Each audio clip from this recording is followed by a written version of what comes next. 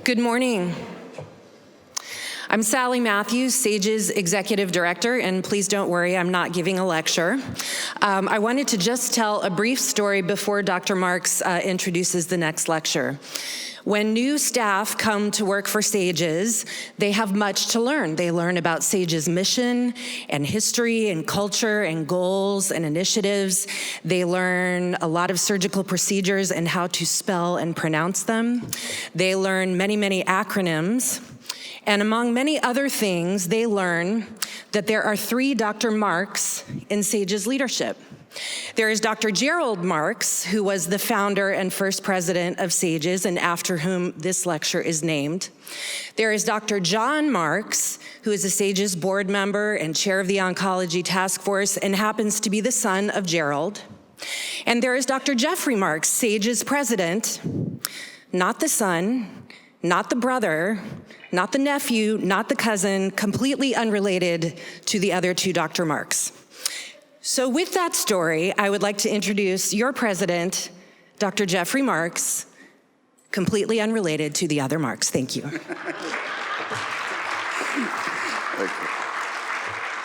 Thank you. So the only reason we did that was because I didn't want everyone to think that this lecture was named after me. I think, every year, so next year it could be the Pryor lecture or the year after that, the Osmond lecture. But I think the most important thing is to understand that there's a history to Jerry Marks. And although I'm honored every time someone says that, and it's really something that I thought Sally would be important to explain. So again, this lectureship was named after our founder, Jerry Marks. And one of the privileges of serving as SAGES president is I get the opportunity to select the 2 introduced invited speakers for this year. Today's, obviously, for the Marks Lectureship, and tomorrow for the Storts Lectureship. And I'm so very excited to introduce this year's Marks Lectureship. My speaker this year, Dr. Jonathan Woodson, who will be up here shortly. Dr. Woodson recently served as the Assistant Secretary of Defense for Health Affairs. In this role, he administered more than $50 billion, of military health system funding, and he served as a principal advisor to the Secretary of Defense for health issues. The military health system comprises over 130,000 health people, physicians, nurses, administrative staff, and he ran this with unequaled and integrated health care. Dr. Woodson ensured the effective execution of the Department of Defense medical mission. He oversaw the development of medical policies, analyses, recommendations to the Secretary of Defense and the Undersecretary for Personnel and Readiness, and issued guidance to DoD components, on medical matters.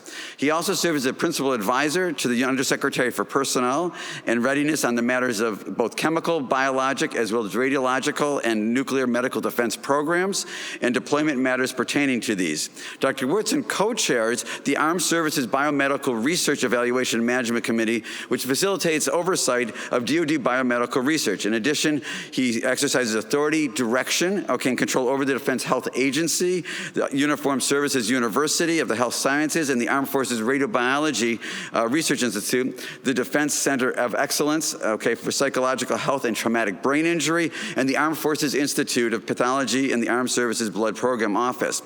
Prior to his appointment, by President Obama, Dr. Woodson served as Associate Dean for Diversity and Multicultural Affairs and Professor of Surgery at Boston University and Senior Attending Vascular Surgeon. So in addition to all of these other things, he is a clinician, but beyond that, he holds the rank of Brigadier General in the U.S. Armed Reserve and served as an Assistant Surgeon General for Reserve Affairs, Force Structure and Mobilization in the Office of the Surgeon General, and is Deputy Commander of the Army Reserve Medical Command.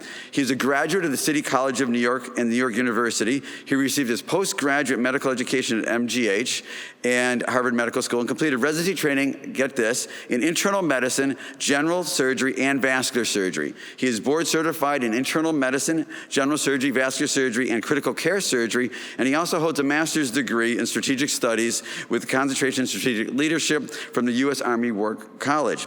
In 1992, he was awarded a research fellowship at the Association of American Medical Colleges SAGES, Health Services Research Institute. He has authored and co-authored multiple manuscripts and book chapters on vascular trauma and outcomes in vascular limb surgery. And his prior military assignments, include deployments to Operation Desert Storm in Saudi Arabia, Kosovo, Operation Enduring Freedom, and Operation Iraqi Freedom. He has also served as a senior medical officer with the National Disaster Management System, where he responded to the September 11th attack in New York City. Dr. Woodson's military awards and decorations include the Legion of Merit, the Bronze Star Medal, and the Meritorious Service Medal with Oakley Cluster. In 2007, he was named one of the top vascular surgeons in Boston, and in 2008, he was listed as one of the top surgeons in the U.S. He is the recipient of the 2009 Gold Humanism in Medicine Award from the Association of American Medical College, and it is really my true honor to welcome this incredible individual, Dr. Jonathan Woodson, to the podium as the 2019 Mark's Lectureship Speaker. Here he comes. Thank you.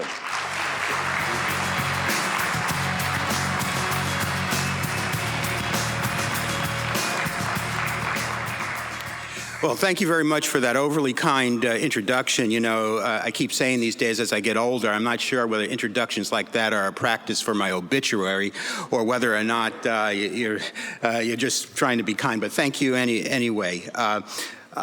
What I am going to try, and good, the slides are up, do this morning is sort of give you an overview of the forces that I think are going to shape health and healthcare. And so doing, give you a perspective on how to be relevant for the future. Coming out of government, I was exposed to the many factions that are influencing healthcare, and I want to share some of that with you this morning. So, you know, healthcare in America is undergoing seismic change, and there are major forces which are likely to accelerate that pace of change. If you read the newspaper or listen to the news shows, you know that one of the key policy debates that's emerging in this coming season of the run for the presidency has been healthcare reform. Most prominently discussed on the left is Medicare for all, but you know, really, is this feasible? On the right, there's a continuing drumbeat to repeal the Affordable Care Act, also known as Obamacare, but not much else is known about what would replace it, and certainly there's been no insight into how to finance that kind of system. Added to the intensifying policy debate are other forces which will be influencing and accelerating the pace of change in health and healthcare. Not the least of which is a fundamental conceptual framework, a reworking of the framework about how we look at the value for how we spend the dollars we put forward to healthcare. And this conceptual framework, we'll call this shift moving from healthcare to health, and we'll get into that in just a minute.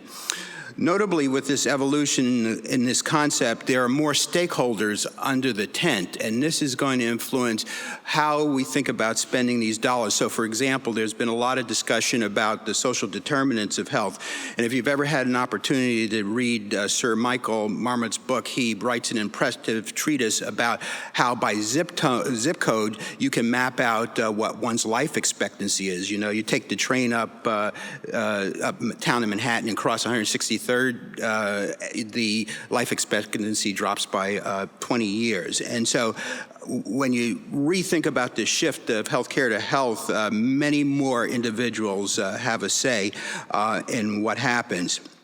So the traditional medical leadership will be challenged by new ideas and new ways of doing business. And for us in this room, particularly physicians, it's going to force us to re-examine traditional training strategies, organization of delivery of care, and who our strategic partners are. Furthermore, advances in technology will produce pressure to reform the delivery of health service.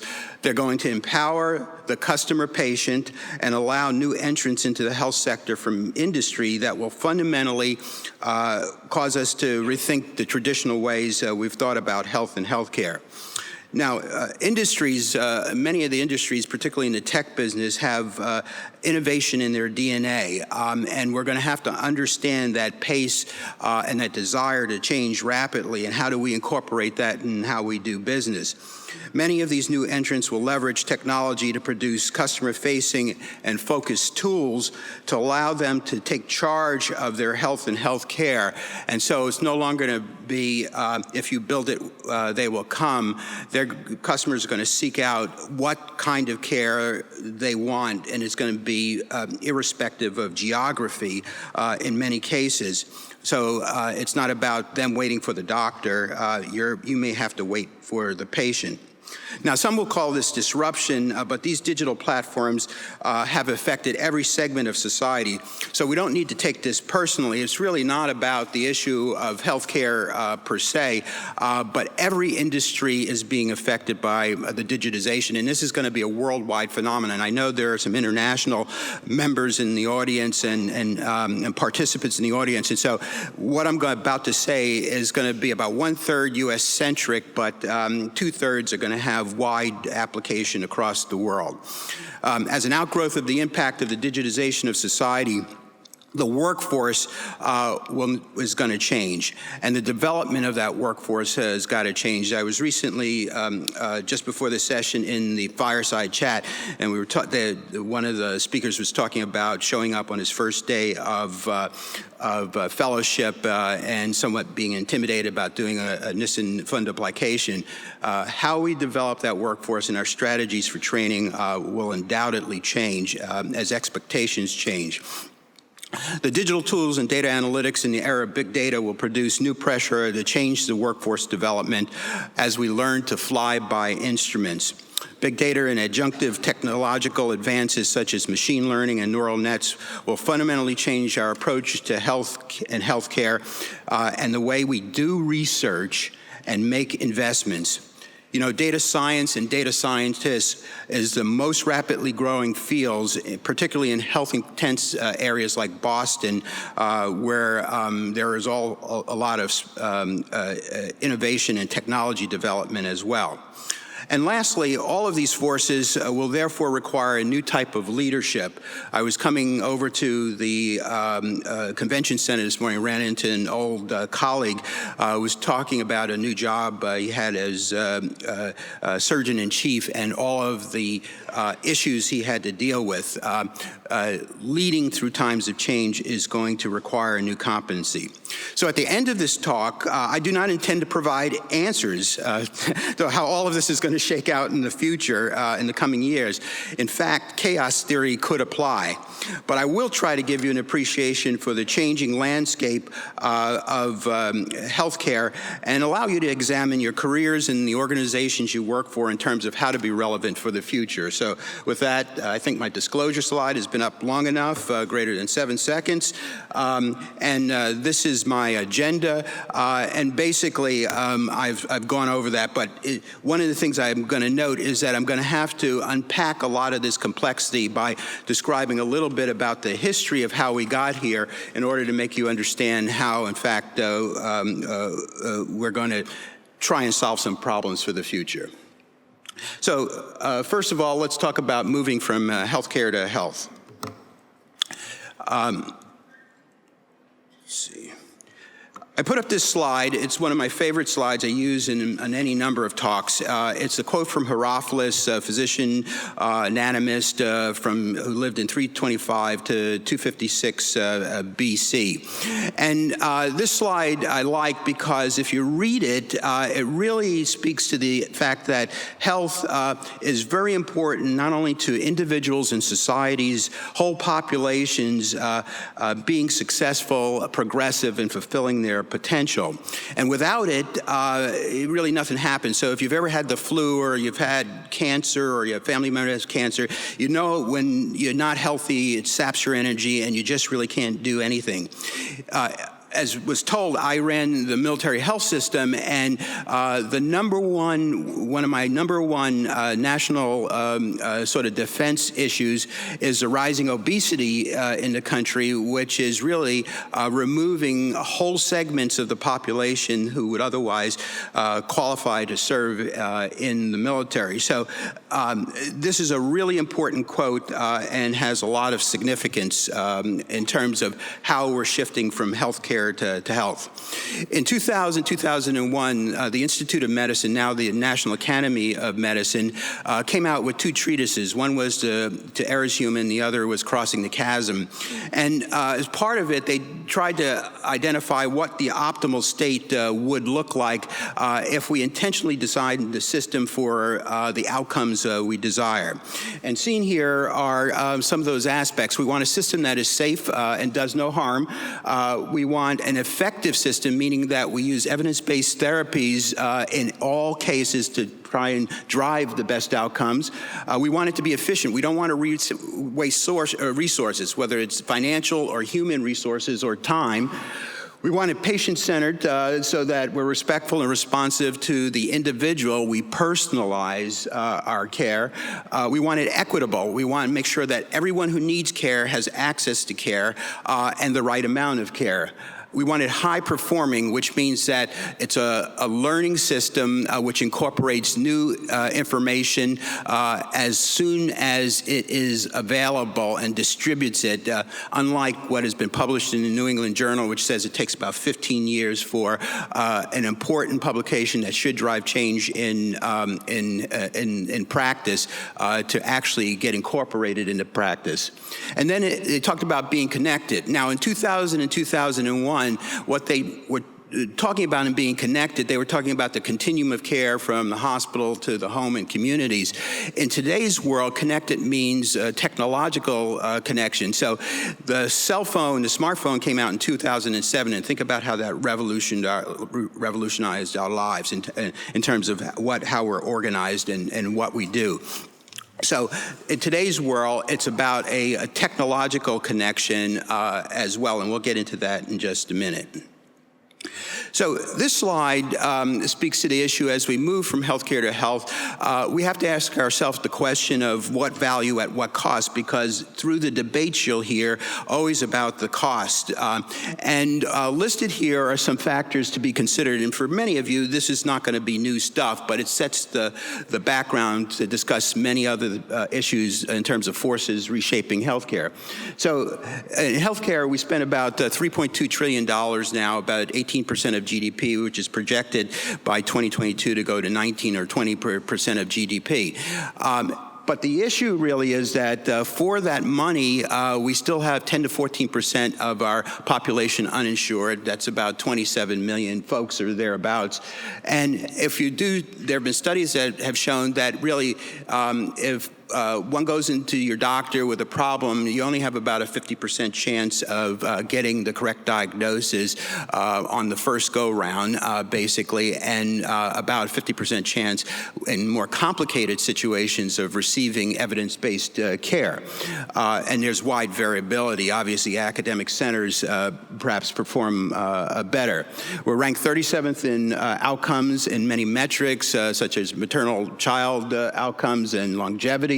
And then millions are uninsured, as noted, but more importantly, millions are underinsured. So after the Affordable Care Act came into place, we reduced the number of insured from 40 million to 27 million. But the fact of the matter is many of the plans that folks signed up for had high deductibles, high copay, high coinsurance, and so they couldn't really use it. There was an article in the New York Times just yesterday which said that a Gallup poll survey that showed that 1 in 4 individuals delayed care or did not receive care because they could not, in fact, either did not have insurance or the copays and deductibles were so high. So these are some of the things that we need to think about. And then we have limited portability and interoperability of data and records, and then this other issue about the number of medical errors. So in 2000, when they did this study, and you can argue with the methodologies, they stated that there were 98,000 excess morbidity and mortality due to medical errors. A repeat study by Johns Hopkins in 2016 said there was 251. So whatever methodology, we weren't going in the right direction. So the challenge then is that healthcare costs have been growing over the last 50 years and at a proportion to other segments of our economy. But the real issue is that it's leading to personal bankruptcy, and more importantly, as we've gone to a global economy, if you will, it's putting U.S. businesses at a disadvantage as they have to pay the higher costs of health insurance, whereas to manufacture the same widget, let's say in another country, and they don't have the same costs for health insurance, it puts them at an economic disadvantage competitively around the world.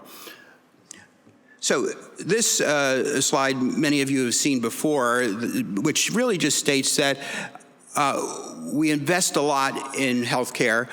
In this country, we're superb at sick care. We really outshine many countries in terms of when people are sick and need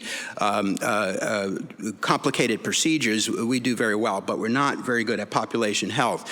And this suggests, this is old data actually, we're spending now about $10,000 per capita on individuals. So there's a lot of money in the system. The question is, do we get the right outcomes? Now, for our international participants in the audience, I want you to know that there is no system in the world that's not immune to the challenges of balancing the issues in healthcare.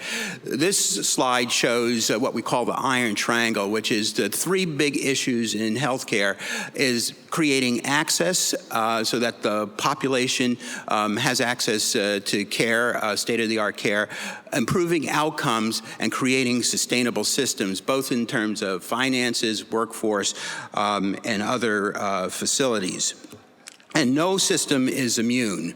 As mentioned, I ran the military health system, and when Secretary Gates originally hired me, and I worked for 4 secretaries of defense, he was frustrated by the rising costs of healthcare in the military health system. The costs had gone up from $19 billion in 2001 to over $54 billion when I started, and was projected to go to $72 billion by 2016. And one of the issues was that it lacked sort of a comprehensive enterprise approach to management. Now, I'm not going to go into the details of all that went on, except to say that this was a major challenge for the military health system, because for every $1 billion that was sucked into the military health system, it competed with the rest of the military to train, man, equip, and modernize the force, which was a great decrement to defending this nation, and it needed to be solved. We went through a series of processes to evaluate how we were making investments and how we should develop a strategy for management. But suffice it to say that by the time I left, we had reduced the cost either by direct reduction in cost or cost avoidance by $22 billion. And I watched the C-SPAN show for the defense of the budget just the other day. The new budget that is being put in place is $43 billion. So about $30 billion in reduction in cost avoidance by more careful design of a system, and admittedly a little easier in the military health system because we owned all of the variables. But the important point of this slide is that if you don't pay attention, you have tremendous negative effects in other parts of the economy or in parts of the other organizations or the mission that you're supposed to be responsible for. So we understand these issues, but why no change? Well, it's complicated. And the reason it's complicated is because there's been limited acknowledgement of the complexity of the issues. Decisions are made in silos, basically. There's been fragmented problem solving. And there's been technological investment in technological solutions that really haven't matched the human systems that are need to be developed. So it really is complicated. And to unpack this, we need to understand a little bit about the history. So historically, insurance in this country was provider-driven. Back in the 1930s, the Blues were established, but that was at a time when the cost of care was relatively low. You could pay $2 or $6, and you could get access to a hospital, or you could get access to a provider. There was low use of technology at that point. World War II came along and wages were capped, and the only way companies could get individuals to come and work for them as a competitive strategy, they began this employer-based insurance sort of set of programs. After World War II, labor picked up on this trend and began to bargain for this benefit as part of labor negotiations and packages. And this spurred the growth of private insurance, which in fact developed systems that were on what we call experience rating. So if you were sicker or had pre-existing conditions, you paid more. If you were older, you paid more. Rather than community ratings, which is, okay, what does it cost for the general population to be insured, and how do we set premiums that way? Over time, of course, also we had these cottage industries, and we had professional groups like us who created the knowledge, priced the knowledge, paternalized the knowledge, and in an industrial age, that was okay. Fast forward to 2019, where we're in a digital age, and we'll get to this in just a second, we no longer control the information or the knowledge, and that's going to radically change who the influences are in terms of how healthcare is seen, delivered, and what strategies we use to reduce costs. So all of these come into play. In 1950s, about 15% of people over 65 or the elderly had health insurance because, again, it was employer-based, and if you didn't work, there was no way to insure. So in the 1960s, suddenly a lot of organizations that before that time had resisted government insurance products said, well, wait a minute now, we're using more technology, it's more costly to care for these individuals, we're using experience rating. And so the resistance to government insurance products were lessened, and as a result, we did get the Medicare and Medicaid Act of 1965, and so that was the beginning. You fast forward to today, and now you understand why many people are advocating for Medicare for all, or at least reducing the Medicare eligibility to 50. So to sum up, basically, healthcare is complicated. It's a Gordian knot of basic historical, economic, regulation, politics, culture, technological, and professional issues, and we've got to sort of unwrap this and understand what the solution set really looks like.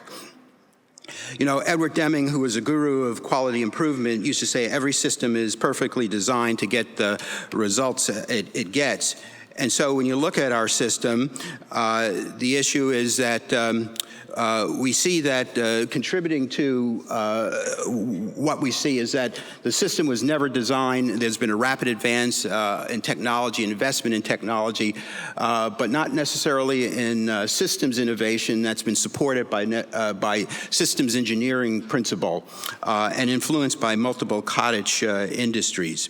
So it's complicated, and again, if you define what a system is a network of interdependent components that actually work together to try and accomplish the aim of the system. So they need to be aligned in order to get the outcome that you want.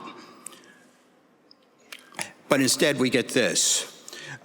We have a number of centers of gravities, whether it's pharmaceutical, health systems, providers, policymakers, none of which is aligned. And so it's no wonder we spent $3.2 trillion and we don't get the outcomes we want. Now, in Washington, when I was in Washington, I learned a lot about influencing policymakers. We testified before Congress innumerable times. We were up on the Hill informing legislators about our proposals and gaining their support. And what I learned is that you got to understand where they're coming from, basically. And this simple cartoon, I literally drew up one afternoon early in my tenure to get my staff to focus on how we were going to approach our discussion with any legislator. We wanted to know where were they coming from? Were they coming from an evidence base? Did they have an understanding of the science, if you will? I knew that I had to be careful about always coming into them with a scientifically based proposal, because we know that what we see in the lab not always works directly when it hits human systems, and so we always needed to caveat that. And just to give you an example, my good friend at CDC, Tom Frieden, who's a spectacular, extraordinarily smart guy, dedicated.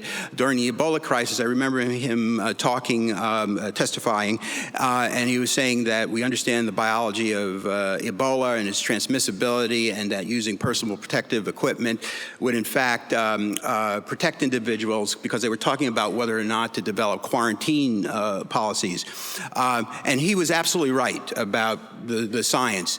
The issue was that if you're in West Africa and the treatment that you're giving to Ebola patients is in fact oral rehydration, simple protective equipment works. You bring people to Western medicine where you're intubating them and putting lines in and dialyzing them, the burden of secretions and the exposure is much greater, and that simple protection doesn't work. And then a week later, 2 people in Texas got Ebola, and Congress was calling for his resignation. Tom, of course, is very smart. He weathered that crisis, but it's just an example of the issue of that you got to be careful about science meeting human systems and being honest about that, otherwise you lose trust. But there are these other factors that come up, such as economics, optics, and politics, and then there's this big red ring that affects much of what goes on, which is emotion, and so you've got to deal with that as well when you're trying to shape policy. Just for a few minutes, I want to unpack some of the financial issues historically, so that you can understand that if we begin to understand what really happens, there's a way to see a way forward to redesigning the system. So paying for, Woodhandler and others wrote this paper back in 2002, and it was called Paying for National Health Insurance and Not Getting It. And the premise was really that based on the data they gathered, we in the United States really what became the most tax supported, that is tax-financed healthcare system in the world. And you say, wait a minute now, we don't have national health insurance. How could we be the most tax-supported system? At the same time that we had the least universal coverage, and of course some of the least desirable outcomes. And the reason that this was really true is because most of the time when people look about tax-supported systems, they look at who writes the check to the provider, who writes the check. And so Medicare and Medicaid, you can understand, are tax-supported systems.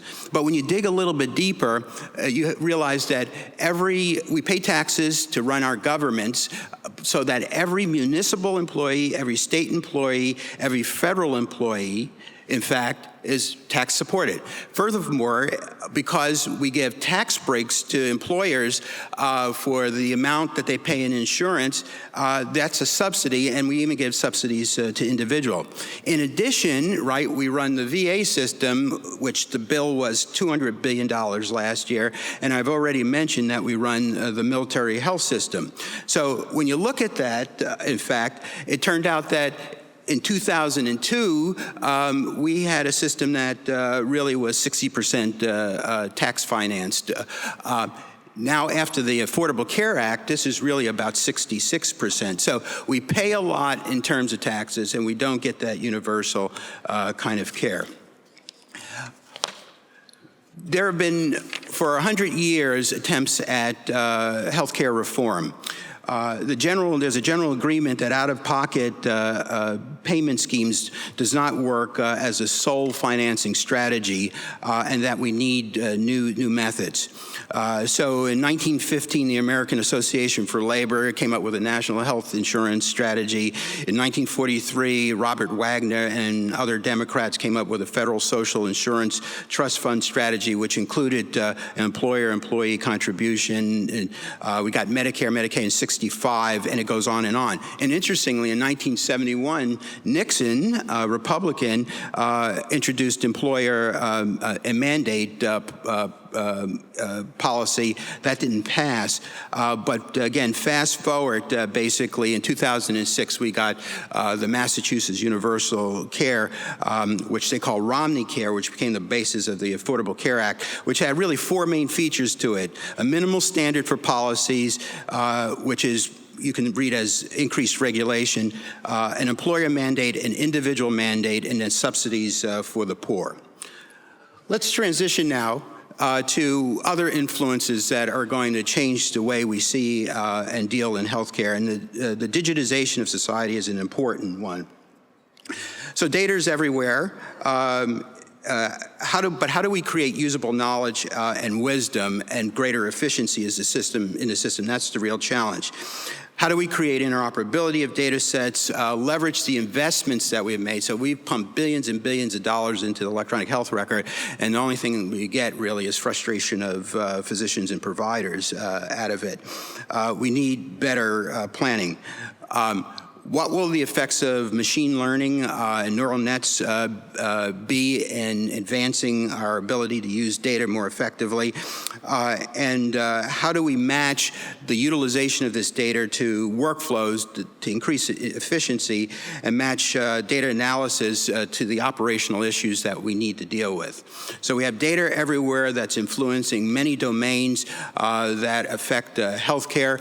We traditionally have used it in incremental fashion or progressive fashion, and research is an example of that. Adaptive fashion, so if we're asked for quality insurance data, we derive that so that we can bill at a certain level. But now we're on the cusp of really disruptive use of digital of data and digital technologies.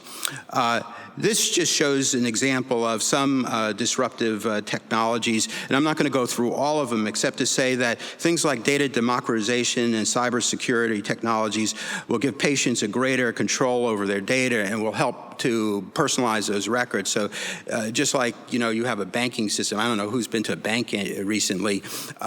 It's a secure system in which there are trusted ledgers and trusted business processes that allow you to effectively move your money to where you want it to be and allow people to see what you've got when you want to have them see it. The same thing could happen for electronic health records.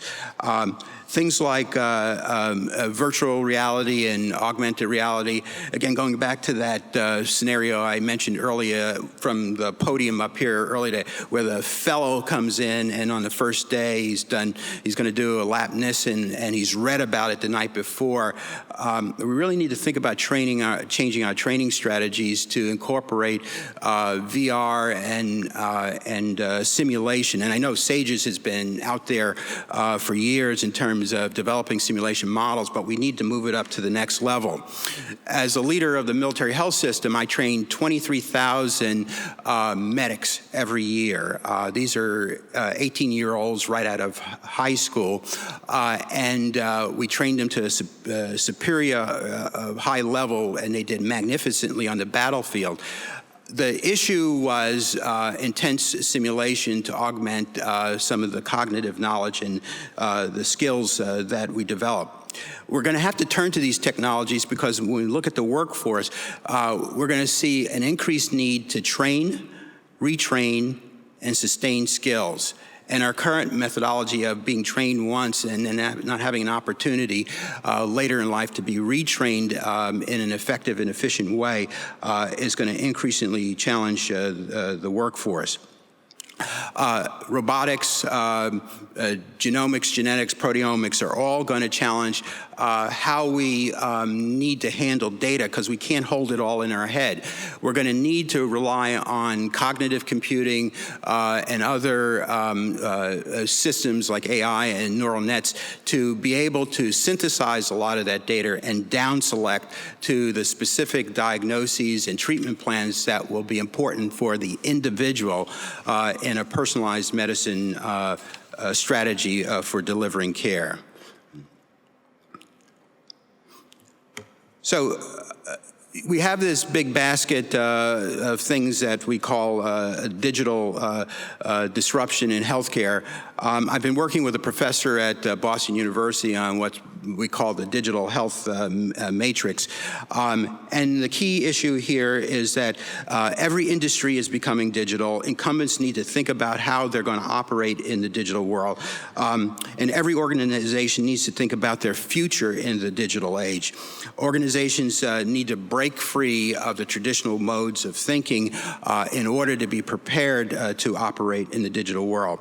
And we must evolve from the analog to the digital. This means collaboration and strategic partnerships with digital giants who have, again, innovation in their DNA to break free of sort of old models and create new business models as we go forward. And the net result of this is to change products, change processes, change service delivery, and again, as I mentioned, change business models. Just a few examples of what happens when you don't embrace it, adapt or die. Kodak invented the digital camera, but was wedded to film photography, bankruptcy. Blockbuster has one remaining store in the world, okay, because they didn't see streaming technology from coming along. Borders Book didn't anticipate Amazon's logistics abilities to bring a book from anywhere in the world to your home without ever going to the bookstore. Kroger's, a big national supermarket chain, greatly impacted by Walmart and home delivery strategies, again, logistics. And who has a BlackBerry? Anybody? The iPhone and the smartphone has supplanted that technology. So what we like to talk about is that as we go forward in the future, we need to create better man-machine interfaces to automate, augment, and amplify human capability. That's going to be our important strategy going forward. We need to co-create value by understanding who are strategic partners and develop new ecosystems. These new ecosystems are already showing up as we see the new Berkshire Hathaway, Amazon conglomerate coming in the fold, CVS, Aetna, you name it. There are any number of new business models that are emerging.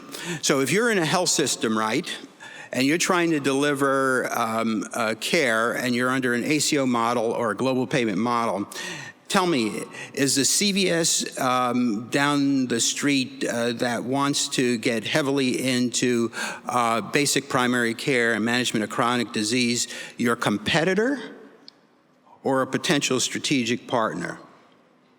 I'm not going to answer that question. I'm going to let you answer it for yourself. There are certain things they can do at scale, basically, and convenience that your health system may not be able to do, but are they your competitor or are they your strategic partner in the future?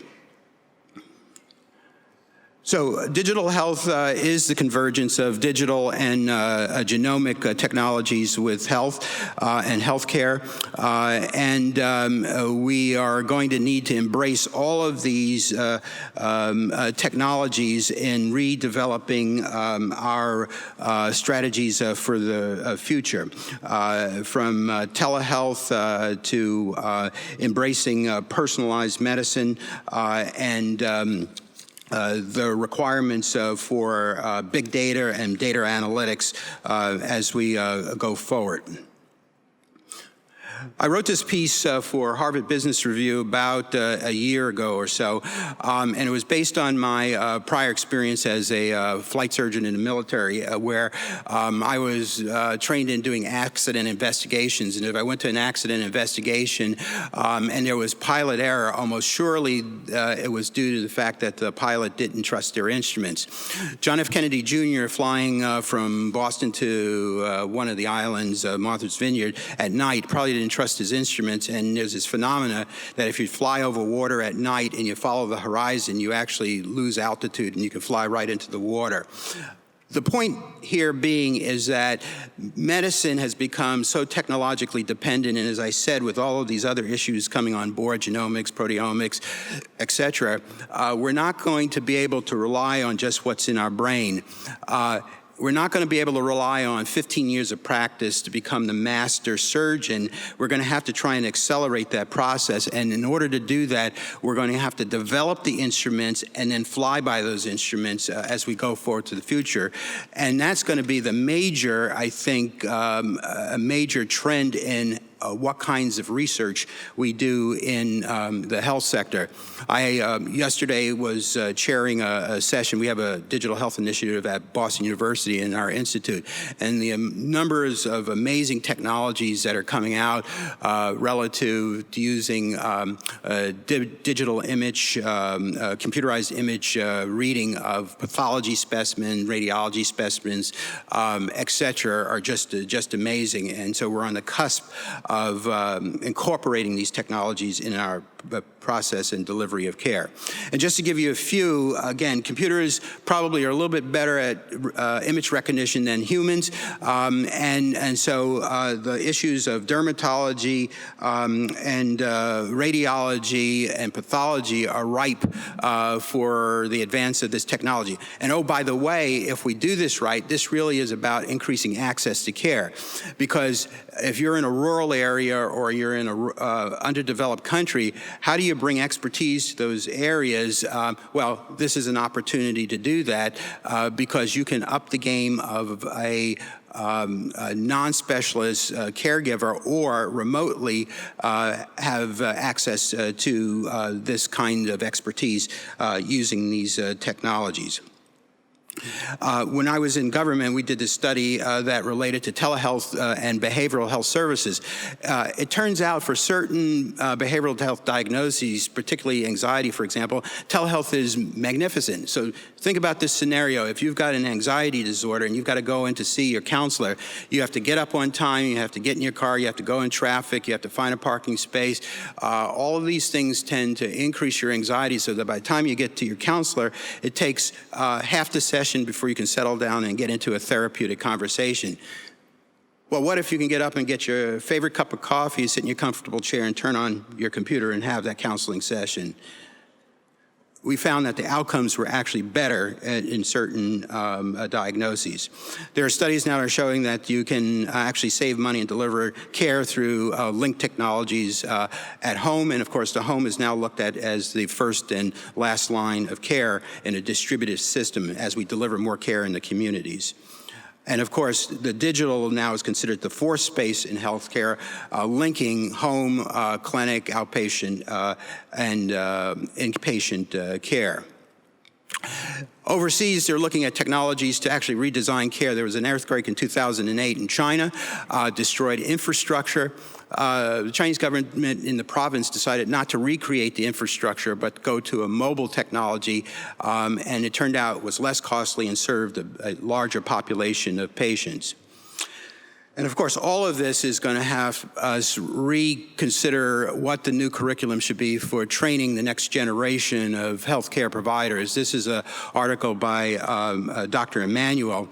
And it's interesting what we do in medical school. We bring some of the brightest folks in, and we sort of dumb them down in terms of the education. We make them apprentices and voyeurs and for a few years, and then we graduate them for medical school, not expecting them to be competent to go into practice, because that's about residency now. And now the issue, even if you look at the American Board of Surgery, they've in the last few years have come out with some concerns about residents being ready to practice at the end of residency.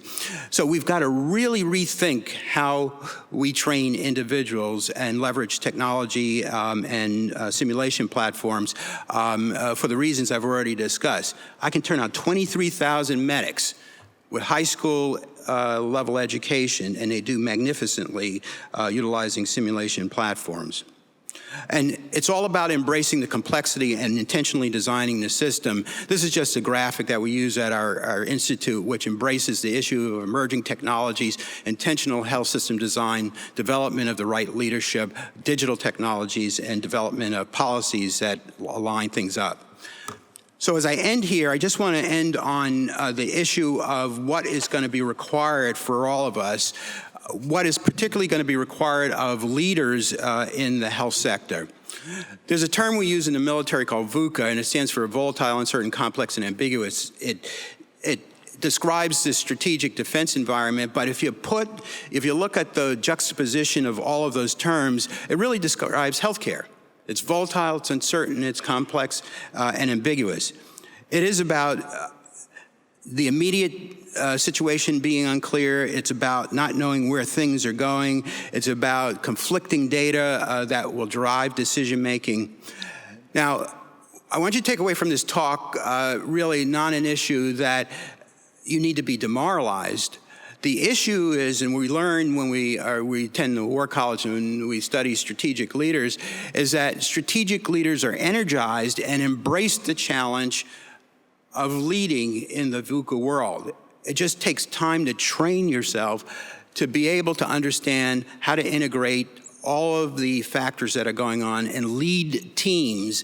You can't dictate what's going on. You don't have enough as an individual knowledge, but how to lead teams to get the results that you need. And as I mentioned when I opened, is that chaos theory really does apply to healthcare. But in the colloquial term, we understand chaos. But in the broader sense, chaos theory really is about the issue that even in what you think are predictable systems, small changes may result in large outcomes, unexpected outcomes. And as a result, you need to have a process to understand how to modify your approach to actually get the true outcome that you desire. So we have these wicked problems that we need to deal with. We need to learn how to deconstruct them. We need to learn how to lead across silos, basically, beyond our authority. We need to learn how to organize teams for impact and effect. Changing healthcare leadership requirements are that it needs to be dynamic. In fact, we need to, with intention, develop a curriculum to train the next generation of healthcare leaders. We need to ensure that we understand the factors that are forcing and reshaping healthcare, but we need to do this with intention. Black Book survey does a survey of qualities that they should be seen in executive leaders, and they did one in the health sector. And it turned out that nowhere in the top 10, and then in a subsequent survey, nowhere in the top 15 did prior experience in the health field come into play for organizations that were looking for new executive leaders. Now, I don't know what this says to you, but it says to me is that the complexity of the situation really requires competencies that are not normally garnered by prior experience in the health system, and this is why we've got to change our strategy in terms of developing effective leaders going forward. Leaders that can help organizations pivot in this new dynamic world, create the enthusiasm for change in the organization as this pace accelerates, cultivate the right partnerships, understand the right investments, and embrace these wicked problems. And so lastly, this concept of innovation and leadership is about moving away from directed outcomes to developing the forum for validating the development of questions and the pathway to those solutions. It can be taxing, and emotionally draining and intellectually challenging. It requires diverse collaborators and transdisciplinary approaches, in fact, it may feel unnatural to many of us. So with that, thank you so much for inviting me to be today's lecturer. I will stand fast for any questions you might have. Thank you.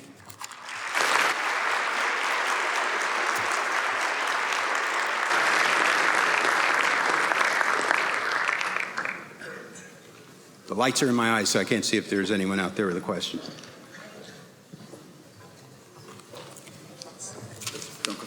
So I really want to thank Dr. Woodson for visiting with us today and providing an incredible, thought-provoking and inspiring talk to us, and something that I think that we could all take as healthcare providers and really try to emulate, what he has given us today. And I really want to thank him. You'll find him on the side here. I'm sure there'll be a lot of people wanting to talk to him, and I want to present him this small thanks and award of a plaque as the SAGES 2019 Gerald Marks Lecturer. Thank you very much.